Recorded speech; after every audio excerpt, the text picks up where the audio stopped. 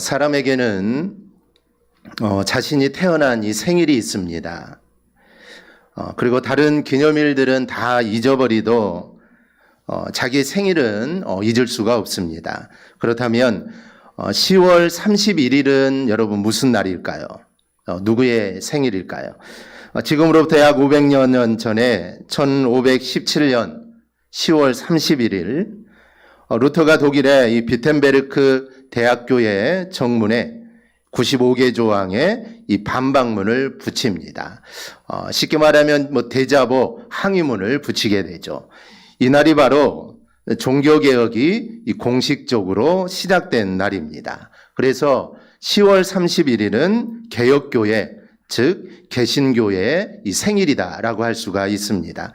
이날을 기점으로 천주교와 개신교가 갈라지게 된 이 계기가 된 날입니다. 먼저 우리는 이 개혁이라는 말의 뜻을 우리는 좀 알아야 합니다. 영어로는 개혁을 이 레포메이션이다라고 말을 합니다. 그런데 개혁과 혁명은 좀 다릅니다. 혁명은 이 레볼루션이라고 하는데 이 과거를 완전히 부정해버리고 완전히 뒤집어 엎어버리는 것이 바로 이 혁명입니다. 그러나 개혁은 다릅니다. 과거를 부정하는 것이 아니라 오히려 변질된 것을 없이 하고 다시금 과거로 돌아가는 것이 바로 이 개혁의 이 본질입니다. 그래서 종교개혁은 그 세상을 완전히 뒤엎어버리고 새로운 세상을 만드는 것이 아니라 지금이 잘못되어 있으니 이것을 변질된 것을 없이 하고 과거로 다시 돌아가자. 이게 바로 종교개혁의 이 목표이고 이 본질입니다. 이 초대교회의 순수했던 신앙으로 돌아가자는 것이 종교개혁자들의 이 부르짖었던 취지입니다. 주 4세기에 로마의 콘스탄틴이 예수를 믿게 됩니다. 이로 인해 그리스도교의 교회가 로마의 국교가 되게 되죠. 이에 따라 교회의 본질이 달라집니다. 이 본래 교회는 예수님을 본받아 종처럼 백성들을 섬겨왔는데 이제부터는 로마 제국의 보호 밑에서 백성을 다스리는 이 권력기관이 됩니다. 교회가 행했던 예배, 그 전에는 숨어서 정말 사람들이 들으면 어떻게 할까 그렇게 숨어서 예배를 드렸는데 이제 교회가 행하는 예배는 휘황찬란한 국가의식으로 변화가 됩니다. 예배당의 모양은 하늘을 찌르는 듯한 성당이 되었습니다. 울긋불긋한 금빛 찬란한 옷이 교직자들의 예복이 됩니다. 교회의 조직도 이 로마의 조직과 닮아갑니다. 로마 제국의 황제가 있듯이 이때부터 교회에도 교황이 생기게 되죠. 로마 제국의 중앙정부가 있듯이 교회에도 중앙정부가 생겨납니다. 로마 제국의 지방 장관이 있듯이 교회에도 지방 감독이 생겨나죠. 하나님의 말씀을 전하는 교직자는 이때부터 신부가 됩니다. 신부는 하나님 아버지의 대표자라는 뜻입니다. 교황은 예수 그리스도의 대표자로 세상에 있는 교회를 통치하는 임금이 되게 되죠. 주 13세기에 이르러 이 교황 이노센스 3세는 이렇게 선포합니다. 교황의 세력은 해와 같고 세상 임금의 세력은 달과 같다. 즉 세상 임금의 위에 교황이 있다라는 것이죠. 이처럼 교회의 세력이 켜지자 교회 안에 부패가 스며들게 됩니다. 부패한 교직자들 가운데 사치스럽고 오만한 자들이 나타나게 되죠. 그러니까 교회의 신령한 면은 약해지고 교회는 세상에서 권력을 행하는 권력기관으로 타락을 하게 됩니다. 이와 같은 상황에서 그 당시 독일에서 태어난 마틴 루터도 사제였죠. 마틴 루터는 95개조의 항의문을 발표함으로 종교개혁의 기치를 높이 들게 됩니다. 종교개혁자들이 외쳤던 말이 있습니다. 라틴어로 아드 폰테스라는 이 단어인데 이 아드는 영어로 투, 뭐뭐에게라는 뜻이고 이 폰테스라는 말은 샘, 분수 또는 원천, 근원이라는 말입니다. 그래서 아드 폰테스는 근원, 원천, 기본으로라는 그런 의미가 담겨져 있습니다. 그래서 종교개혁자들은 우리가 기본으로 돌아가야 된다. 즉 초대교회 당시로 우리는 돌아가야 된다라는 의미로 이 아드 폰테스라는 이 말을 외쳤던 겁니다. 그런데 이 단어가 쓰인 곳이 성경에 있습니다. 시편 41편 1절인데요. 하나님이여 사슴이 시냇물을 찾기에 갈급함같이 내 영혼이 주를 찾기에 갈급하나이다. 이 말씀에 보면은 시냇물을 찾기에 라는 말이 있는데 이 말이 라틴어로 아드 폰테스 아쿠아룸입니다.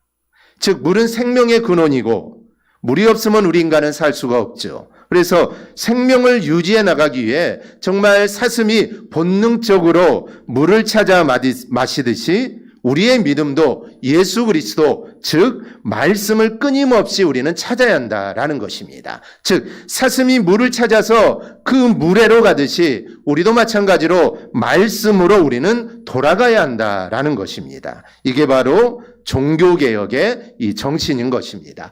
이 종교개혁의 정신은 사라진 것이 아닙니다.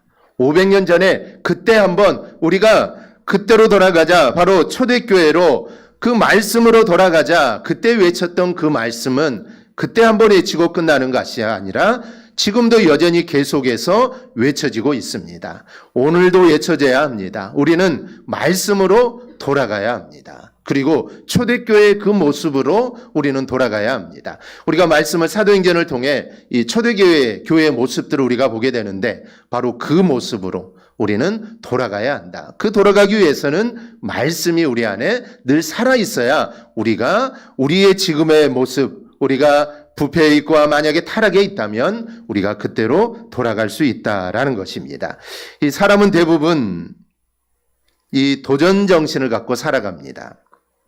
우리의 신체가 약하든 또 지능이 부족하든 누구든 이 도전 정신을 갖고 살아갑니다. 이 도전을 하다가 난간에 부딪혀 실망하고 또 포기하기도 하지만 인생을 살면서 우리는 항상 무언가를 도전하며 삽니다. 어떤 면에서 보면 이 종교개혁자들도 대단한 도전을 하는 겁니다. 아마 쉽지 않았겠죠. 그 당시 주류를 이루고 있었던 교회를 비판한다는 것은 이거는 쉬운 일이 아닙니다. 루터는 자신의 목숨을 걸고 그는 종교개혁을 시작한 겁니다. 그리고 죽을 위기가 또 여러 번 있기도 했습니다. 루터뿐 아니라 모든 종교 지도자들도 자신의 목을 걸고 그들은 도전을 했던 것입니다. 현대사회에는 여러 가지 스포츠를 즐기는데 이 즐기는 차원을 넘어서 선수가 된 사람들도 있는데 그런 사람들을 보면은 강한 도전 정신과 의지를 갖고 있습니다. 이번에 아시안 게임이 있었는데 이 아시안 게임의 양궁 선수 중 한 명은 그 전문적으로 하는 사람이 아닙니다. 취미로 화를 하다가 나도 한번 나가봐야겠다. 나도 국가대표 한번 선발전에 한번 나가봐야겠다. 그렇게 해서 나갔는데 취미로 했던 그 사람이 국가대표에 뽑히기도 했습니다. 그래서 취미를 넘어서 어떤 거기에 전문적으로 그렇게 도전하는 사람들이 있는데 그러기 위해서는 강한 도전 정신과 의지를 가져야 합니다. 그 정신으로 그 자리에 올라간 것이죠. 회사도 마찬가지입니다. 회사도 직원을 뽑을 때 이 도전 정신을 가진 사람을 원합니다. 시키는 것만 그냥 간신히 하는 사람이 아니라 의지를 가지고 열정을 가지고 일할 수 있는 사람을 원합니다. 따라서 현대를 살아가는 사람이라면 모두 도전 정신을 갖고 의지를 갖고 살아가야 우리가 의미 있는 삶을 살 수가 있습니다. 엘리야라는 선지자가 있습니다. 너무나도 유명한 선지자죠. 그가 기도하자 이스라엘 땅에 3년 동안 비가 내리지 않았습니다. 그가 기도하자 하늘에서 불이 내리기도 했고 그가 다시 기도하자 3년 동안 내리지 않았던 그 비가 땅에 다시 내리기도 합니다. 이렇게 엄청난 능력을 가진 선지자였지만 그도 사람인지라 이 탈진이 왔습니다. 어느 날 갈멜산에서 엘리야와 바알아세라 선지자 850명과 대결을 합니다. 누가 진짜 신인지, 즉 여호와가 진짜 신인지 아니면 바알과 아세라가 진짜 신인지 이것을 좀 판가름하자는 것이죠. 결국 요 하나님이 참신이라는 것이 판가름 나게 되고 바알과 아세라 선지자 850명을 기손 시냇가로 데려다가 모두 죽입니다. 얼마나 큰 능력을 행한 종입니까? 이런 엄청난 능력과 기적을 보였다면 당시 이스라엘의 왕이었던 아합 왕과 이세벨이 이제는 좀 하나님을 믿을 만도 하는데 그들은 끄떡도 하지 않습니다. 도리어 그 능력을 행한 엘리야를 죽이려고 하죠. 그러자 엘리야는 브엘세바 근처 광야로 도망을 가게 됩니다. 도망가면서 그는 이렇게 말합니다. 내가 만군의 하나님 여호와께 열심히 유별하오니 이는 이스라엘 자손이 주의 언약을 버리고 주의 제단을 얼며 칼로 주의 선자들을 죽였음이오며 오직 나만 남았거늘 그들이 내 생명을 찾아 빼앗으려 하나이다. 너무 힘들어 내가 지금 살 수 없으니 하나님 저를 좀 죽여달라라는 것입니다. 그러자 하나님은 그런 엘리야를 위로하십니다. 그를 어루만지며 먹을 것을 주시죠. 그리고 그를 호렙산으로 이끄십니다. 그 호렙산에서 낙심하고 절망한 엘리야, 탈진한 엘리야에게 하나님은 그에게 다시 사명을 주십니다. 여러분, 선지자의 사명은 하나님의 뜻을 사람들에게 전해주는 사람이 선지자입니다. 그것이 선지자의 사명입니다. 낙심하고 실망했던 엘리야, 심지어 탈진했던 엘리야는 호렙산에서 하나님이 주신 말씀을 다시 듣고 그는 다시 한번 사명의 자리로 돌아갑니다. 그리고 사명의 자리로 그는 다시 서게 됩니다. 그렇다면 엘리야는 어떻게 그리고 다시 어떤 사명의 자리로 돌아갔을까요? 우리가 오늘 말씀을 통해 혹시 우리가 하나님을 섬기며 아니 세상 일을 하다가 우리가 탈진해 있거나 또 사명의 자리에서 떠나 있는 우리 성도들이 있다면 오늘 말씀을 통하여 엘리야처럼 다시 사명의 자리로 돌아가는 우리 귀한 성도들이 될 수 있기를 바랍니다. 첫째, 엘리야는 하나님의 말씀을 듣고 낙심의 자리에서 사명을 붙잡고 다시 일어납니다. 엘리야는 이 브엘세바 근처 광야로 들어가서 하나님께 죽기를 구하죠. 자신이 정말 죽을 힘을 다해 자기의 목숨을 내걸고 바알과 아세라 신이 가짜라는 것을 밝혀냈습니다. 그리고 그를 따르던 선지자들도 다 심판을 했습니다. 하나님이 참 신이라는 것을 밝히 드러냈죠. 물론 자기가 한 것은 아니지만 또 비도 내리게 했습니다. 그리고 엘리야는 비가 내리기를 위해 정말 간절하게 기도합니다. 18장 42절을 보면 아합이 먹고 마시러 올라가니라. 엘리야가 갈멜산 꼭대기로 올라가서 땅에 꿇어 엎드려 그의 얼굴을 무릎 사이에 넣고, 얼굴을 무릎 사이에 넣었다고 했는데 해보시면 아시겠지만 이거는 아무나 할 수 있는 자세가 아닙니다. 엄청 유연해야 무릎을 꿇고 그 얼굴을 무릎 사이에 넣을 수 있습니다. 엘리야가 유연했을까요? 아마 그러지는 않았을 겁니다. 그렇다면 이것은 너무나도 간절하게 기도했다라는 표현입니다. 그렇게 간절한 기도를 한두 번도 아니고 그는 7번이나 합니다. 하지만 사실 당시의 상황을 생각하면 이는 결코 쉬운 일이 아닙니다. 왜냐하면 방금 엘리야는 하늘로부터 불을 내리는 엄청난 기적을 일으킨 바가 있었습니다. 그러므로 보통 사람 같으면 어떨까요? 우쭐해지겠죠. 야, 내가 기도해서 하늘에서 불을 내린 사람이다. 우쭐해질 수 있습니다. 의기양양해지겠죠. 그런 자세로 아마 하나님 앞에 나올 겁니다. 하나님, 제가 지금 하늘에서 불을 내렸습니다. 이거 얼마나 대단합니까? 아마 이런 모습으로 하나님 앞에 나오겠죠. 그런데 엘리야는 결코 그렇게 하지 않았습니다. 오히려 더욱 자신을 낮추며 하나님 앞에 엎드립니다. 서서 손을 펴서 모세처럼 기도할 수도 있겠죠. 그런데 엘리야는 그런 것조차 하지 않았습니다. 왜냐하면 엘리야는 하늘에서 불이 내리는 그 기적의 주체가 내가 아니라 바로 하나님이라는 것을 그는 분명하게 인식하고 있었기 때문입니다. 즉 그는 자신이 아무리 위대한 일을 행한다 할지라도 하나님의 종으로서 하나님이 주신 능력으로 내가 그 일을 행했다는 것을 그는 믿고 있었기 때문입니다. 그런데 이러한 엘리야와는 달리 오늘 우리 인간들은 조금만 큰 일을 하면 이내 교만해져서 오만 방자한 태도를 보이는 경우가 참 많습니다. 세상 사람들은 말할 것도 없고 심지어 성도나 목회자들까지도 자신을 높이는데 정신이 팔리곤 합니다. 하지만 여러분, 사람은 아무리 위대해도 한계가 분명히 있는 존재입니다.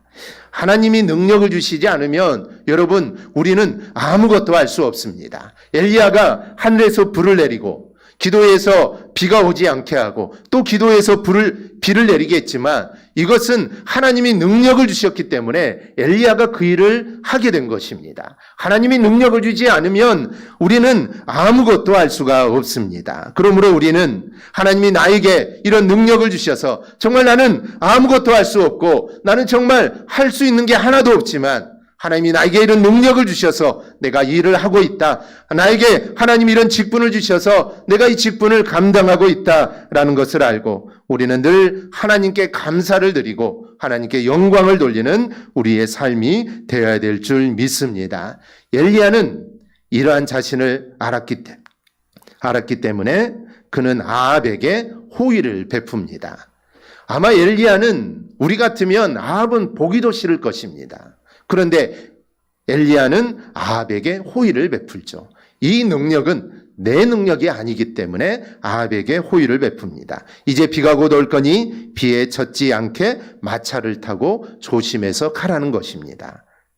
엘리야 입장에서는 최선을 다한 것이죠. 그리고 아합에게 최선의 호의를 베푼 겁니다. 그런데 변화가 되지를 않습니다. 이렇게 호의를 베풀었는데도 아합은 변하지 않습니다. 돌아서지를 않습니다. 여러분, 사람이 가장 힘들 때가 언제일까요? 변화되지 않는 사람을 볼 때입니다. 목회자도 마찬가지입니다. 목회자가 제일 힘들 때도 역시 변화되지 않는 성도들을 볼 때입니다. 그런데 이런 엄청난 능력과 기적을 듣고 보고도 아합의 부인인 이세벨은 오히려 그 엘리야를 찾아 죽이려고 합니다. 그래서 엘리야가 이 도망을 가게 된 것이죠. 브엘세바를 거쳐 모세가 사명을 받았던 호렙산에 이릅니다. 지난날 모세도 이스라엘 유하에 일어났다가 애굽인을 죽이고 도망자로 살다가 이 호렙산에서 하나님의 부름을 받고 그는 다시 사명자가 됩니다. 그런데 놀랍게도 이 브엘세바를 거쳐 호렙산에 와서 다시 하나님의 음성과 말씀을 듣은 이 엘리야는 다시 일어납니다. 낙심과 절망의 자리에서 다시 자신이 감당해야 할 사명의 자리로 일어납니다. 우리도 마찬가지입니다. 올해 우리에게 정말 많은 어려움이 있었습니다. 힘든 일도 있었죠. 그래서 절망이 오기도 하고 탈진이 오기도 합니다. 이럴 때 우리는 하나님의 음성을 우리는 들어야 합니다. 이사야 60장 1절을 보면 일어나라 빛을 발하라 이는 내 빛이 이르렀고 여호와의 영광이 내 위에 임하였음이니라 라고 말씀합니다. 즉 언제나 하나님의 은혜가 우리 안에 있다라는 것입니다. 하나님의 은혜, 즉 하나님의 함께 하심은 하나님이 나와 함께 할 때도 있고 또 어떨 때는 하나님이 나를 떠날 때도 있고 이런 게 아닙니다. 하나님의 은혜는 항상 우리 안에 있는 것입니다. 그런데 내가 생각하기를 이번에는 하나님이 나와 함께한 것 같고 하나님의 은혜가 나에게 정말 풍성한 것 같은데 어떨 때는 하나님이 나와 함께하지 않는 것 같고 하나님의 은혜가 나를 떠난 것처럼 내가 느끼는 것입니다. 그런데 절대 그렇지 않습니다. 하나님의 은혜는 항상 우리 안에 늘 계십니다. 하나님의 손이 내가 손을 내밀면 잡을 만한 위치에 하나님은 항상 있는 겁니다. 그러니 여러분, 낙심의 자리, 힘든 자리, 불신앙의 자리에서 일어나야 합니다. 어떻게 해야 합니까? 하나님의 말씀을 우리는 듣고 우리는 다시 일어나야 합니다. 그래야 우리는 사명의 자리로 우리는 다시 돌아갈 수 있습니다. 둘째로 엘리야는 하나님의 말씀을 듣고 예후를 이스라엘 왕으로 세우는 사명을 감당합니다. 하나님은 낙심의 자리에 있었던 엘리야에게 아람 왕으로 하사엘을 세우고 이스라엘 왕으로 예후를 세우라고 합니다. 어찌 보면 이는 정말 무모한 하나님의 말씀입니다. 엘리야가 어찌 이스라엘도 아니고 우리나라도 아니고 자신의 나라도 아니고 당대 최고 강한 나라의 왕을 세울 수 있겠습니까? 우리나라면 괜찮겠지만 선지자로서 하나님의 말씀을 받은 자로서 이스라엘의 왕을 세우는 것은 유다의 왕을 세우는 것은 가능합니다. 그런데 적대 관계이고 정말 강대국인 그 나라에 가서 지금 왕이 있는데 그 왕 말고 다른 왕을 하나님이 세우라고 했다 말하는 거, 이거는 불가능한 일이죠. 그리고 원수지간인 아합의 후계자를 어떻게 세울 수 있겠습니까? 아마 아합은 너는 왕에서 물러나고 다른 사람이 왕이 될 거다. 그러면 아합 왕이 화가 나서 엘리야를 죽이려고 하겠죠. 정말 어찌 보면 이거는 할 수 없는 일들입니다. 그런데 엘리야는 이 말씀에 순종을 합니다. 물론 후의 기록을 보면 하사엘과 예후에게 기름을 부은 사람은 엘리야가 아니라 엘리사입니다. 믿음과 선자직을 계승한 엘리사를 통해 이 일들이 이루어지게 되죠. 그러나 분명한 것은 이런 말씀을 통해 하나님은 엘리야에게 세상의 모든 나라와 통치가 하나님의 손에 달려 있다라는 것을 지금 보여주는 것입니다. 네가 지금 절망 가운데 있지, 낙심 가운데 있지, 어떻게 할 수 없겠지. 아니다. 이 세상의 모든 것을 다스리시고 운행하는 분은 바로 나다라는 것을 지금 엘리야에게 보여주고 그가 그런 확신을 가지고 사명의 자리로 다시 나아가도록 하기 위해서 하나님은 이 일을 엘리야에게 시키는 것입니다. 그러니 너는 다른 생각하지 말고 나를 믿고 따르라는 것입니다. 내가 이 세상의 주관자이니 너는 너무 두려워하지 말고 이세벨이 너를 죽인다고 해서 너무 두려워하지 말고 너는 나를 믿고 너는 따르기만 하면 된다라는 것을 엘리야에게 알려주는 것입니다. 이것은 지금도 마찬가지입니다. 많은 사람들이 물질을, 세상의 것을 더 의지하는 이유가 무엇입니까? 그것이 분명하게 눈에 보이고 힘이 있기 때문입니다. 물질이 많아 보세요. 나에게 물질이 많아 보세요. 물질은 눈에 분명하게 보이고 그러면 이 물질 자체가 나에게 힘이 됩니다. 여러분 지식이 많아 보세요. 그 지식으로 할 수 있는 일들이 얼마나 많습니까? 그러기에 그 지식이 나에게 힘이 됩니다. 그런데 믿음을 보십시오. 믿음은 눈에 보이지 않습니다. 보이지 않으니 이게 힘이 되지 않습니다. 수없는 순교의 현장에서 믿음의 사람들이 권력을 가진 사람들에 의해 재물을 가진 사람들에 의해 힘없이 모두 다 죽어갔습니다. 이 순교 현장에서 많은 사람들이 예수님이 들었던 똑같은 소리를 아마 들었을 겁니다. 네가 메시아이거든 십자가에서 내려와 보아라. 네가 믿는 하나님이 진짜이거든 이 죽음에서 너를 구원해 보아라. 아마 예수님이 들었던 그 소리를 아마 순교 현장에서 순교하면서 아마 우리의 믿음의 선조들은 그 말을 계속해서 들었을 것입니다. 이것은 지금도 마찬가지입니다. 우리도 수없는 많은 삶의 현장에서 하나님이 살아계심을 증명해 보아라라고 그런 소리를 듣습니다. 무언가 확실한 증거를 한번 나에게 보여보아라. 그러면 내가 그 하나님을 믿겠다. 이렇게 말하는 사람들이 얼마나 많습니까? 그런데 우리는 엘리야처럼 하늘에서 불을 내릴 능력이 없습니다. 우리에게 그런 능력이 있다고 해도 그런 역사는 일어나지 않을 겁니다. 그러면 우리가 믿는 하나님은 무능하고 역사하실 힘이 없는 그런 분이십니까? 아닙니다. 우리 하나님은 천지만물을 창조하시고 다스리시는 전능하신 하나님이십니다. 그런데 그런 하나님이 왜 우리 눈에 보이게 역사하지 않을 것입니까? 우리의 눈에 보이도록 역사한다면 얼마나 좋겠습니까? 그런데 하나님이 그렇게 하진 않는 이유가 있습니다. 그것은 그 안에 하나님의 놀라운 사랑이 담겨져 있습니다. 만약 하나님이 우리가 가진 감정처럼 그렇게 역사한다면 이 세상에 살아남을 사람은 단 한 명도 없습니다. 하나님을 보여봐라. 네가 믿는 하나님이 진짜 하나님이냐? 만약에 하나님이 그 말을 듣고 우리 인간처럼 이런 괘씸한 사람들이 어디 있느냐라고 생각하고 그들에게 하나하나 다 벌을 내린다면 이 세상에 살아있을 사람은 단 한 사람도 없습니다. 조금 죄를 짓고 마음이 안 든다고 즉각 심판한다면 살아남을 사람은 없습니다. 그래서 하나님은 참고 하나님은 기다리시는 겁니다. 믿음의 사람들을 통해 그들의 헌신과 심지어 죽음을 통해 하나님은 지금 일하고 계시는 겁니다. 우리가 볼 때 그런 것은 정말 아무것도 아닌 것 같지만 역사를 보면 모든 것이 하나님의 의도와 뜻대로 되어가고 하나님의 공의가 실현되고 있음을 우리는 알 수가 있습니다. 그러니 우리가 세상을 보며 세상의 물질과 힘을 보며 기죽을 필요도 없고 우리가 낙심할 필요도 없습니다. 우리는 오직 주의 말씀을 양식을 삼아 듣고 우리는 그 말씀대로 살아가면 우리 믿는 사람들을 통해 세상은 움직여 나가는 것입니다. 나 자신은 미약하고 아무것도 아닌 것 같습니다. 그러나 내가 아무것도 아닌 것이 절대로 아닙니다. 지금도 하나님은 나를 통해 하나님의 뜻을 이루어가고 계십니다.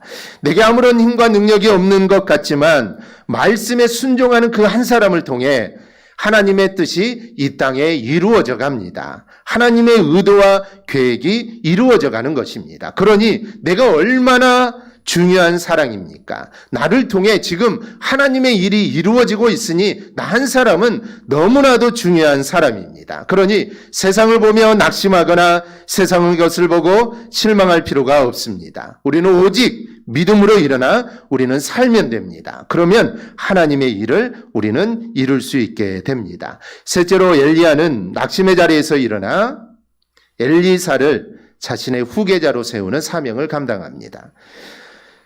하나님 말씀을 듣고 사명의 자리에 일어난 엘리야는 엘리사를 불러 제자로 삼습니다. 그리고 그 엘리사를 통해 놀라운 역사가 또 일어납니다.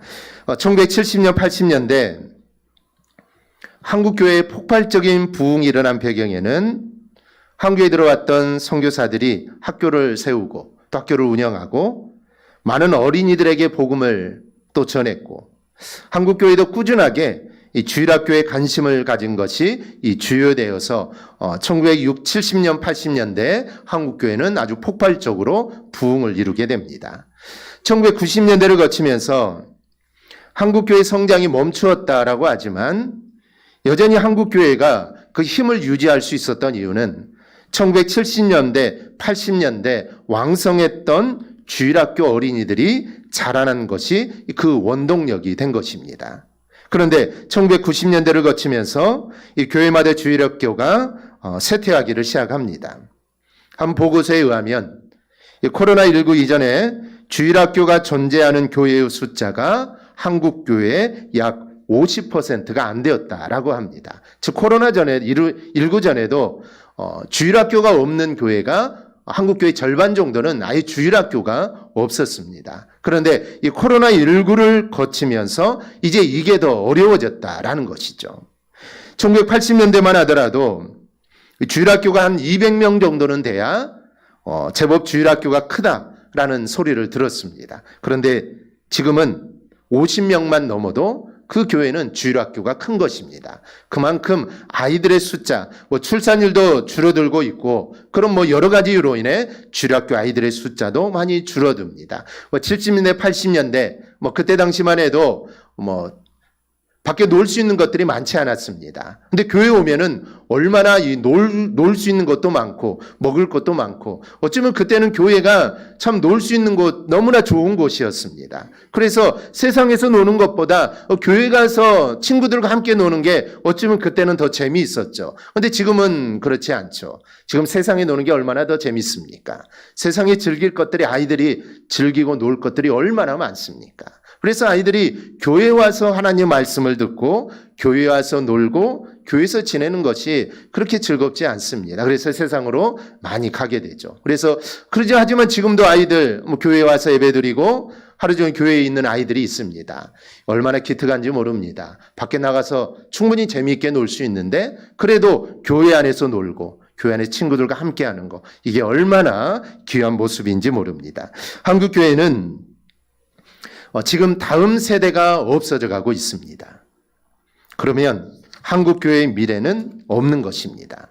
다음 세대가 없는 교회, 다음 세대를 세울 줄 모르는 교회는 미래가 없는 교회입니다. 여러분 성경을 보십시오. 하나님은 항상 다음 세대를 준비하십니다. 믿음의 계대인 아브라함을, 이삭을, 야곱과 요셉을 준비하셨고 모세를 이어 요수아를 준비하셨습니다. 엘리야를 이어서 엘리사를 또한 준비하신 것이죠. 성경의 기록을 보면 당시에도 신학교가 있었습니다.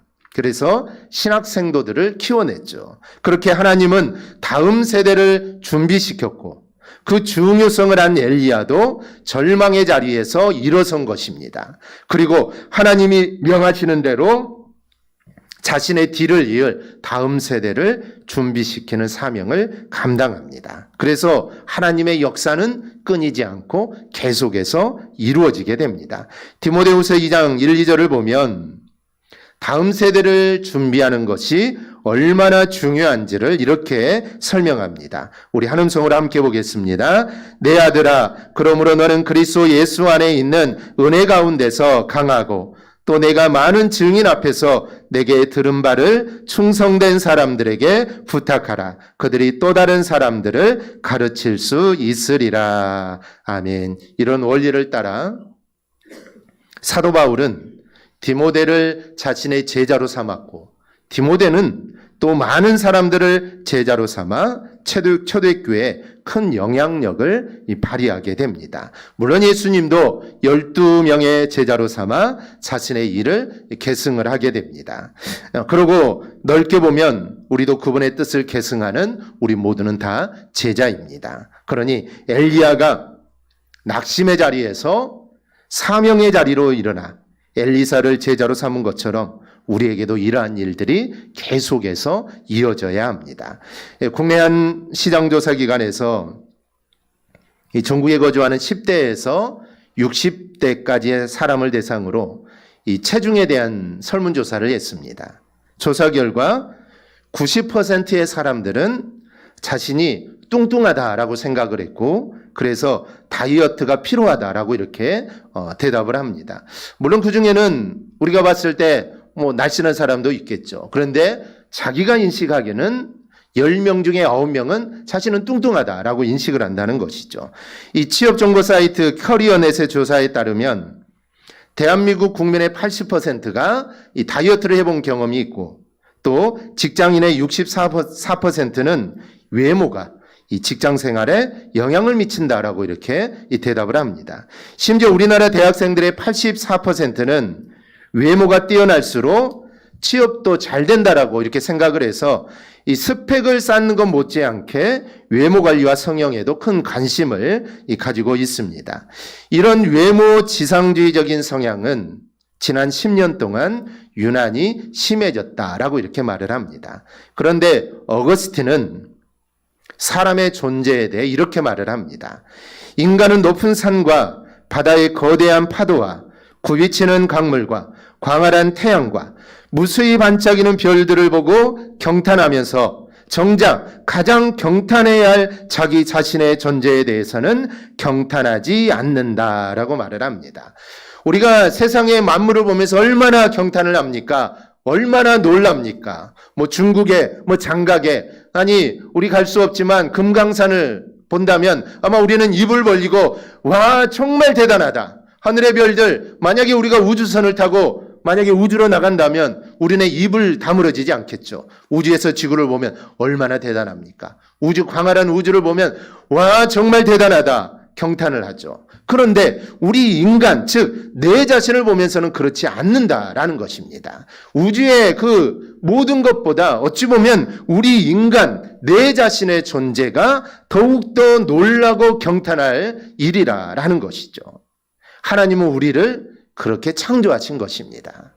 그냥 하나의 사람으로 창조한 것이 아니라 하나님은 우리 하나하나의 이름을 부르시고 창세전에 우주를 창조하시기도 전에 하나님은 내가 그래 2000 몇 년도에 내가 이 사람을 이 땅에 내가 태어나야겠다. 하나님은 창조전에 이미 다 계획하신 것입니다. 그리고 그때가 되어서 우리를 이 땅에 태어나게 하신 것이죠. 그래서 우리는 세상에 평가할 수 없는 아름다운 걸작품입니다. 나는 부족하고 연약하지만 하나님의 일을 이루어간다라는 그 하나만으로도 우리는 정말 귀한 존재들입니다. 그러니 세상의 기준으로 나를 평가해서는 안 됩니다. 하나님의 마음으로 나를 바라보십시오. 그러면 내가 얼마나 소중한 존재라는 것을 우리는 알게 될 겁니다. 내가 그렇게 소중한 존재라는 것을 알게 되면 우리는 엘리야처럼 고난도 낙심도 극복할 수 있습니다.